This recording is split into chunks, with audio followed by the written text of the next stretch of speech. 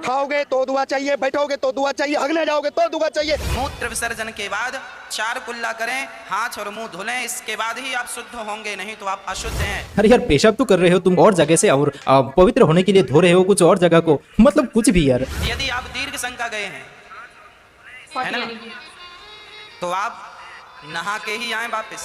अगर किसी का लूज मोशन हो जाए वो क्या करेगा यार? दिन में तो 7, 8, 10 बार जाएगा पायखाना करने के लिए, तो क्या वो 7, 8, 10 बार ही नहाएगा यार? मतलब मैं भी इस्लाम कबूल करना चाहता हूँ, लेकिन मेरे दिल में बहुत सारे सवालात है। आपके सवाल का जवाब मिला भाई साहब आपको? जी सर। सही बात है। अभी इस्लाम कबूल करना चाहते? बेशक। अस्सलाम वालेकुम दोस्तों बाथरूम से निकलने से पहले हमें क्या करना चाहिए और इस्लाम में हर जगह दुआ क्यों मांगी जाती है और सीधे और उल्टे पैर को कब और कहां इस्तेमाल करना चाहिए, चलिए इस वीडियो के थ्रू समझने की कोशिश करते हैं।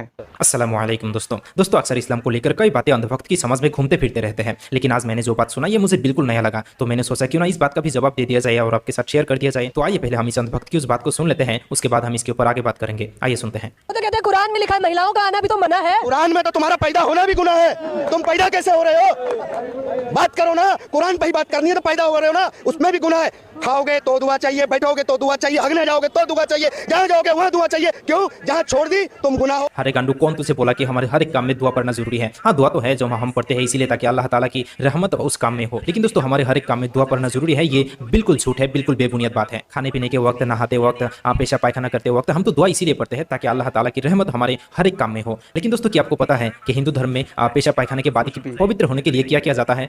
मालूम नहीं? चले मैं भी नहीं बोलूंगा, अगर मैं बोल देता हूँ तो मुझे ये अंधभक्त फिर से क्लेम करने लग जाएंगे। आइए इन्हीं के गुरु अनिरुद्धाचार्य जी से ये बात सुन लेते हैं कि ये लोग पेशाब पायखाने के बाद क्या कुछ करते हैं पवित्र होने के लिए। आइए देखते हैं। लघु शंका करने जाएं मतलब पेशाब करने जाए तो 3-4 कुल्ला करें, हाथ और मुंह धुलें, हाथ पांव धुलें, तब जाकर के आप शुद्ध होते हैं लघु शंका करने के बाद। यदि आप दीर्घ शंका जाते हैं, मल मूत्र की क्रियाओं के हम बारे में कह रहे हैं, मूत्र विसर्जन के बाद 4 कुल्ला करें, हाथ और मुंह धुलें, इसके बाद ही आप शुद्ध होंगे, नहीं तो आप अशुद्ध हैं। अरे यार पेशाब तो कर रहे हो तुम और जगह से और पवित्र होने के लिए धो रहे हो कुछ और जगह को, मतलब कुछ भी यार। अब आइए आगे देखते हैं। आज लोग जाते हैं लघु शंका करने, हाथ मुंह नहीं धुलते। आपके बच्चे हाथ मुंह धुलते ही नहीं है लघु शंका के बाद, उन्हें ज्ञान ही नहीं है। मैं एक स्टोरी हाथ मुंह धुलते नहीं है, जाके बिस्तर में बैठ जाते हैं जाके पढ़ने। आजकल बच्चे पढ़ते हैं, महाराज जी मन नहीं लगता। क्यों मन नहीं लगता? क्योंकि तुम शुद्धता का ध्यान नहीं रख रहे हो।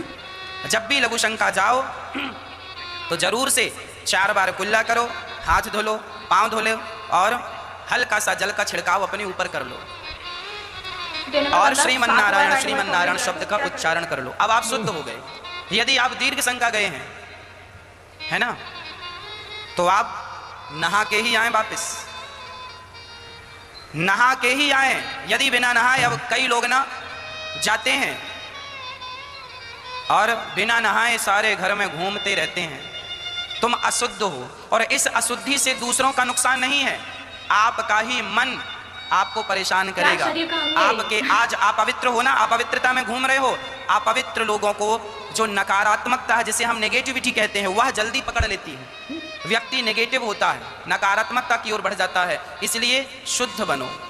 अरे यार मतलब क्या यार, क्या हम पेशाब पायखाना करते हैं कुछ और अंग से और धोते हैं अपने पूरे शरीर को। अब देखिए अगर किसी का लूज मोशन हो जाए वो क्या करेगा यार? दिन में तो 7, 8, 10 बार जाएगा पायखाना करने के लिए, तो क्या वो 7, 8, 10 बार ही नहाएगा यार? मतलब क्या कुछ कहते रहते हैं ये गुरु लोग। खैर छोड़ दीजिए। अब आइए देखते हैं हम जो मुस्लिम लोग हैं हम किसी काम में दुआ क्यों मांगते हैं और दुआ क्यों मांगना चाहिए। आइए इस बात को हम जान लेते हैं एडवोकेट फाइज साइद भाई से। आइए जानते हैं।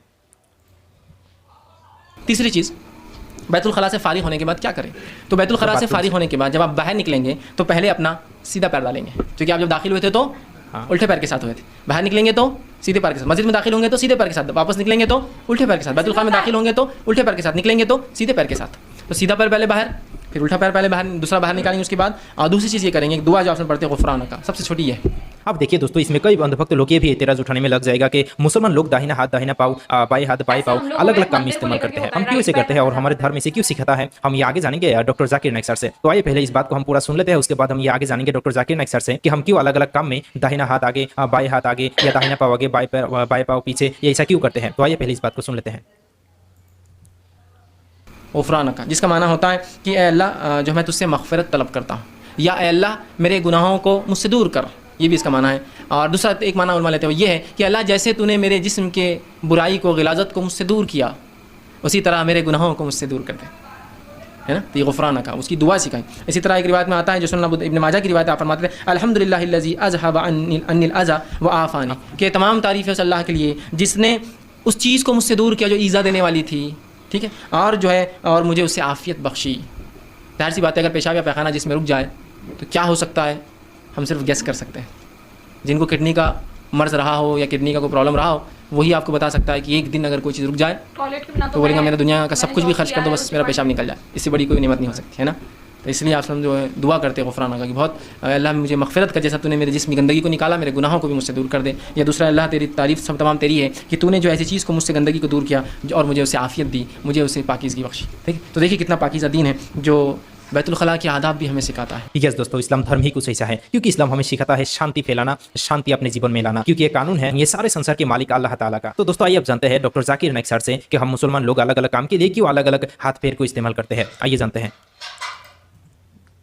जाकिर भाई से मैं एक सवाल पूछना चाहता हूँ कि मैं भी इस्लाम कबूल करना चाहता हूँ, लेकिन मेरे दिल में बहुत सारे सवालात है जो हमारे हिंदू धर्म के हिसाब से है। हमारे हिंदू धर्म में और आपके हिसाब से, माफ़ करना मैंने आपके हिसाब से बोला, एक्चुअली हमारे हिसाब से ही बोलना चाहिए, लेकिन मुझे एक पंडित ने कंफ्यूज कर दिया है जाकिर साहब। उन्होंने मुझे बताया कि मुसलमान लोग कहते हैं कोई भी काम शुरू करने से पहले बिस्मिल्लाहिर्रहमानिर्रहीम बोलना चाहिए। दूसरा, कोई भी काम सीधे पैर या सीधे हाथ से शुरू करना चाहिए।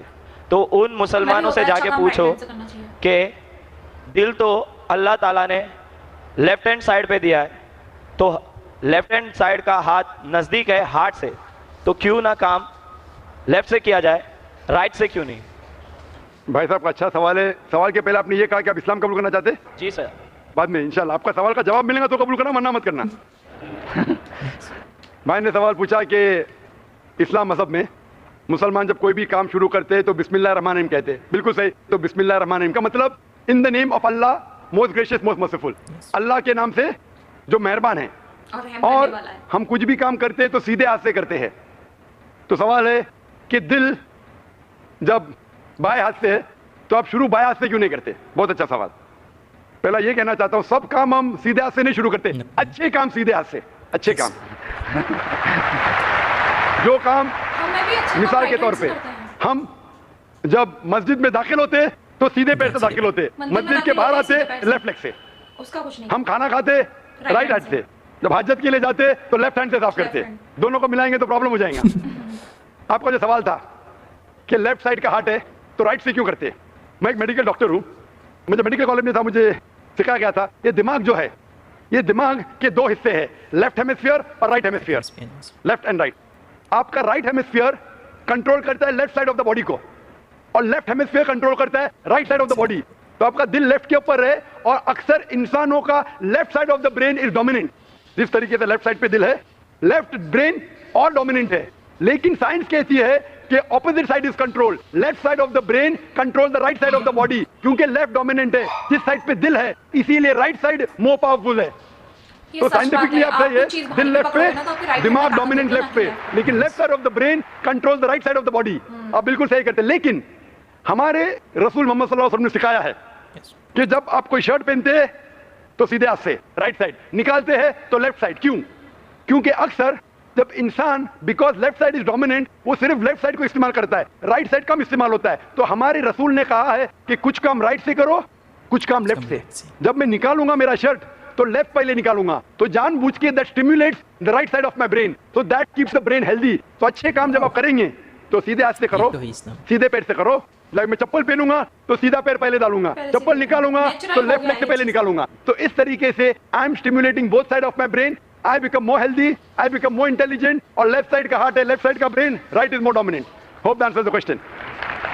क्या आपके सवाल का जवाब मिला भाई साहब आपको? जी सर। अभी इस्लाम कबूल करना चाहते? बेशक सर। अपने दिल से? जी सर। और आपके दिमाग से भी? बेशक। दोनों से? Yes sir. कोई आप पे जबरदस्ती नहीं कर रहा है? बिल्कुल नहीं सर। कोई माली दबाव? जी नहीं सर। कोई फिजिकल प्रेशर? बिल्कुल नहीं। आप अपने दिल से कबूल करना चाहते?